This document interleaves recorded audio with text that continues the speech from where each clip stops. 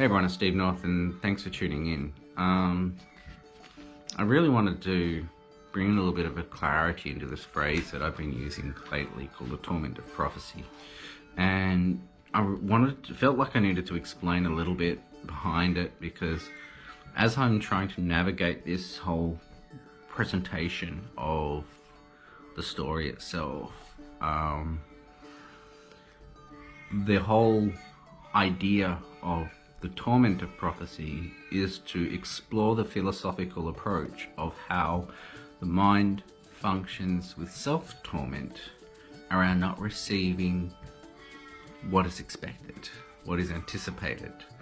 And over the past few years, I have seen or observed within myself and other people's experiences that when a piece of information is given, whether it's from spirit guide or ancestors or whatever, that if it's not delivered in the way that we as a human anticipates, we get disappointed.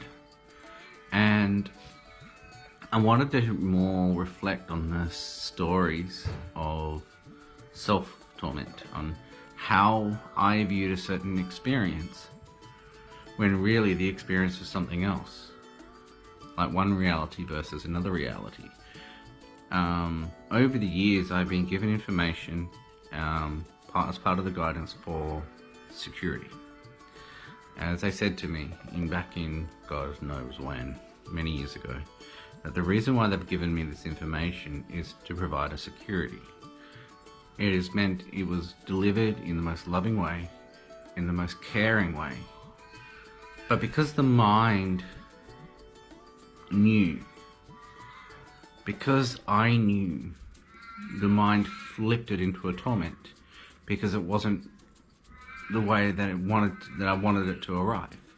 It wasn't arriving on time, and you could say it was more of a selfish act, perhaps, or it was just more self-tormented, self-created torment. And this is the whole concept of what I'm referring to in the Torment of Prophecy, self-created torment. And the idea is to look at the guidance that is given, using my story as a reference so that people can understand and broaden the way that they experience things.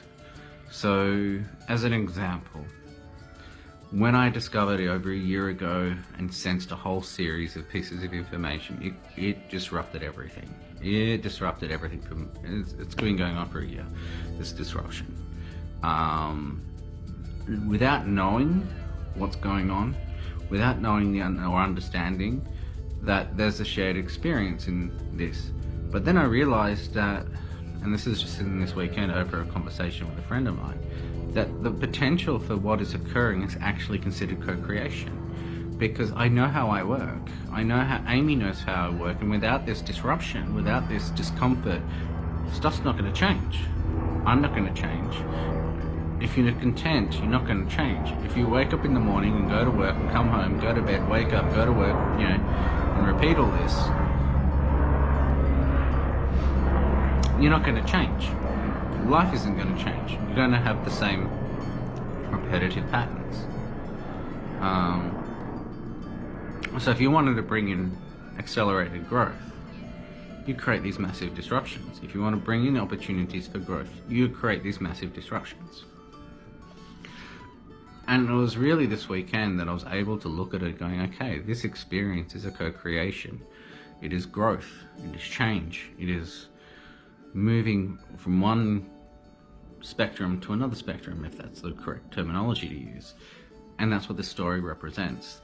The self-torment around psychic information, spirit, channeled sessions, all this sort of stuff. How the mind can be very abusive, how we can be very abusive to ourselves in these opportunities of great growth, and how to navigate through these opportunities. And that's what this story represents, is how to navigate through these opportunities using the philosophical approach. I have a massive collection of experiences and stories to share from multiple lifetimes, from multiple planets all around the universes, and we can share this, and we have this opportunity to share this now. And that's the whole concept behind the Torment of Prophecy. And I'm not sure how I'm still going to deliver it, whether it's going to be in a book about philosophical and thought forms, or into a series of podcasts, or in just in a casual form. Because what I'm finding is that in these videos, you get to see an opportunity as to how I process, and how I think, and how I calculate, and how I analyze. And that's what I wanted that to be, like the thought forms of, I could probably do it as a video podcast with a friend. Like, let's talk about this experience. Let's talk about how I processed it to get to this state of awareness. Or rather than just being a story that you're reading, more interactive, more like this is analysis. So in a video, you get to learn more about me, you get to see my approach and stuff like that. It's not about being some guru, it's about this is how I applied these principles. And these are how I discover through things, through the incredible guidance that I've got, so that we can reflect on these stories and experiences that I've had, so that you can apply it to your own life. And that's what it is. It's a form of sharing our experiences so that others can gain benefit from it. So that's the whole idea. That's the old concept I've called the Torment of Prophecy. And I think I will leave it there.